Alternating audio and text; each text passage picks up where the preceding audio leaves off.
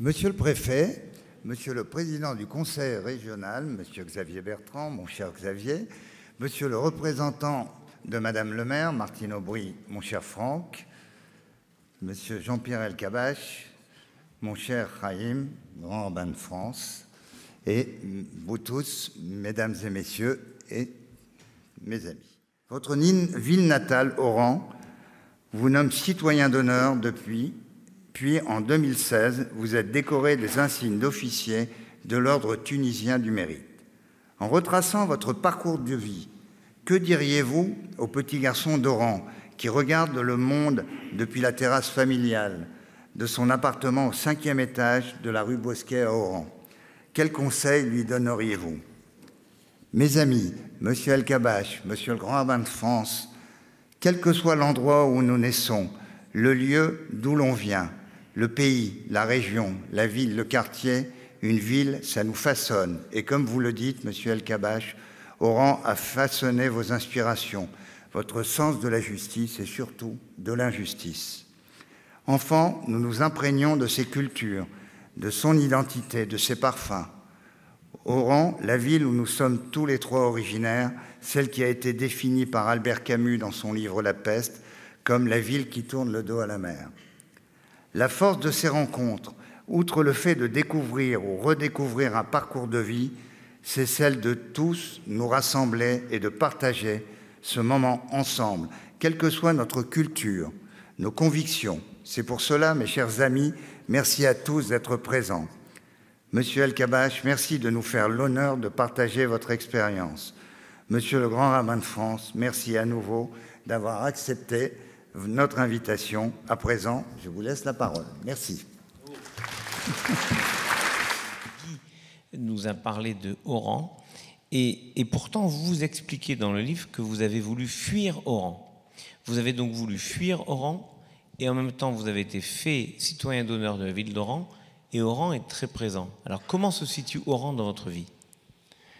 Oran est à l'origine presque de tout parce que j'ai tout connu. Les discriminations, les humiliations, ce que j'ai vécu moi et ce que j'ai vu vivre autour de moi. J'ai vécu les injustices et j'ai vécu aussi le goût, j'ai appris le goût du combat et de la justice. Mon père est mort quand j'avais 11 ans et demi. J'étais l'aîné. Ma mère n'avait jamais travaillé. Elle faisait partie d'une famille de 11 enfants. Il fallait qu'elle attende que la plupart de ses sœurs et frères se marient pour elle-même se marier. Je crois qu'elle avait attendu 6 ans. Ça faisait partie des familles où on ne travaillait pas. Et d'un coup, à la mort du père, ma mère découvre qu'il faut travailler, elle apprendra différents métiers. Et j'y pense avec beaucoup d'émotion. Et comme il m'arrive de le dire, peut-être d'y penser, la seule personne qui me ferait tout de suite pleurer, ce serait de parler de ma mère. Elle a eu un rôle déterminant parce qu'elle nous a amenés vers l'éducation. Mais l'injustice, il suffisait d'aller par exemple chez ma tante Renette, un personnage immense. Et son mari était le tuteur. J'allais quelquefois, une fois par semaine, chercher un peu d'argent. Et quand j'arrivais, ma tante disait, la porte était ouverte, et je sais pas, on l'appelle les gouvernantes ou les domestiques, qui étaient algériennes, à l'époque on disait musulmanes ou arabes. Madame, le petit vient chercher l'argent. C'était mon argent. Et puis il ne fallait pas mettre les pieds là, pas mettre les miens. Et un jour j'étais là et elle dit, Madame, il y a 3 hommes et un arabe qui viennent vous voir. Et je me suis dit après, mais 3 hommes et un arabe, ça ne fait pas 4 hommes? Et il y avait ça. Et c'est des injustices vécues. Alors, je me félicite. Alors dites-nous quels sont les défauts de Jean-Pierre Elkabbach. Trop passionné, trop curieux. Mais ça, c'est des défauts qui veulent dire j'ai des qualités. Non, mais Alex, c'est bon. Et quand j'ai eu des fonctions de responsabilité, ça m'arrivait quelquefois, j'ai peut-être été trop dur ou sévère au nom de l'idée que je me faisais de la responsabilité que j'avais et du devoir que j'avais de peut-être transformer les choses. Parce que dans ma vie, j'ai toujours, de professionnel et personnel, admiré les transgresseurs, les réformateurs, qui réussissent ou qu'ils échouent. Ceux qui, souvent, ils sont vaincus, souvent, ils sont assassinés. Sadat, qui après la guerre de Kippour, qu'il a déclenché mais qu'il a perdu, ose dire « Je viens à Jérusalem, je pars devant la Knesset ». Willy Brandt, l'Allemand, qui va s'agenouiller, et je suis là et je le vois, à ma grande surprise, s'agenouiller devant le ghetto de Varsovie. Bon, il y en a quelques-uns. Gorbatchev, qui est rejeté par son peuple et son pays, mais qui a changé la face de l'Europe, d'abord de l'Union soviétique qui est devenue la Russie, Fédération de Russie, l'Europe, le monde, puis la guerre froide, etc. Et puis d'abord le général de Gaulle. Général de Gaulle. Ça, alors, défaut, donc, c'est peut-être trop autoritaire, peut-être, et trop exigeant. Et exigeant à l'égard des autres quand je travaille, et à l'égard de moi-même. J'étais fâché avec Chirac pendant des années. C'est celui qui m'a humilié le plus à l'antenne. Un jour, j'étais blanc comme ça, il m'a laissé KO pendant un quart d'heure. Je disais, je suis ridicule devant ma mère, ma femme, ma fille, il faut que je m'en aille, qu'est-ce que je vais faire? Mais d'autres sont partis. Bon, bref. Et quand j'étais au chômage et que lui avait été battu, je suis allé le voir. Et je dis, bon, maintenant, on peut se parler, on peut se réconcilier en confiance. Et on a eu des relations en confiance. Et un jour, je vais le voir, j'arrivais bronzé de l'île Maurice, au mois d'avril, mai, et il m'a dit, qu'est-ce que c'est cette couleur? Vous l'imitez bien, monsieur le grand-Robert. Cette couleur, etc. Je lui dis l'île Maurice, ah bon? Et il me pose des questions.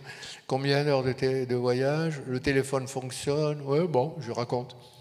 L'été suivant, à un moment, je chausse les skis nautiques, parce que comme quelqu'un l'a dit ici, j'étais devenu fou de ski nautique jusqu'à ce que je me casse une cheville.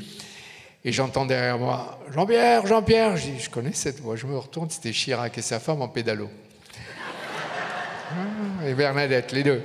Et alors, bon, et sur la plage, un jour, on était tous en maillot. Ça allait être l'heure de là ou du pina colada, un truc d'alcool avec du rhum qu'il aimait beaucoup.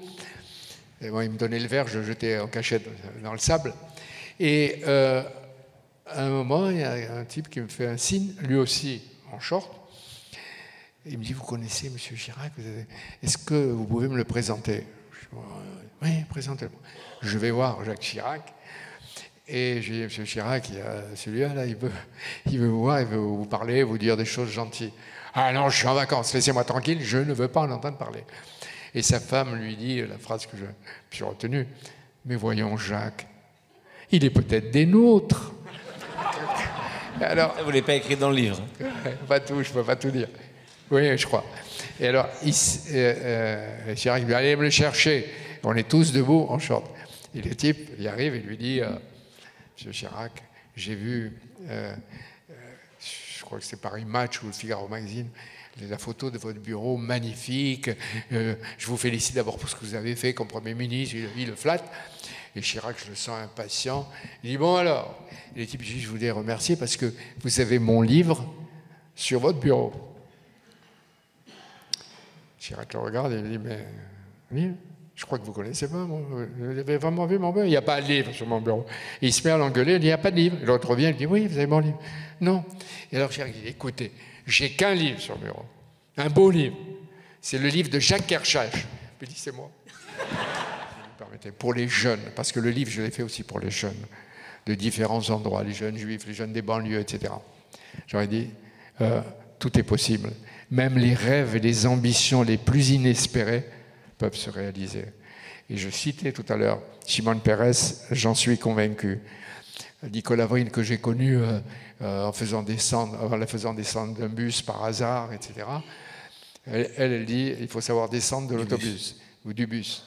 Il y a Shimon Peres et il y a un texte sanskrit d'il y a 5000 ans que le metteur en scène anglais Peter Brook a monté un jour en pièce de théâtre qui valait 9 heures.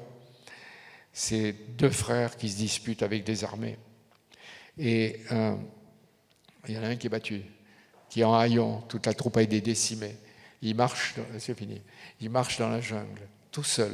Et à un moment, il voit un étang. Il se baisse pour se désaltérer.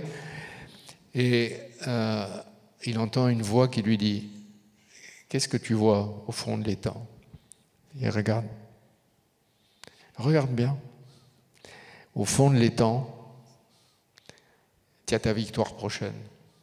Et c'est pour ça que je suis convaincu qu'au fond de la défaite, je dirais à un jeune, au fond de ta défaite, au fond de ton ou de tes échecs, il y a ta prochaine victoire. Et ne cède pas pour ça aux idoles, ne cède pas aux modes, transgresse-les comme les plus grands de notre histoire. Ah oui, et il y a une phrase de Zola, je ne peux pas m'empêcher de le dire.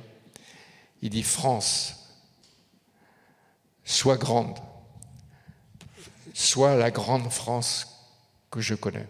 France, sois la grande France. » Ce que je dis. Vous arrêtez.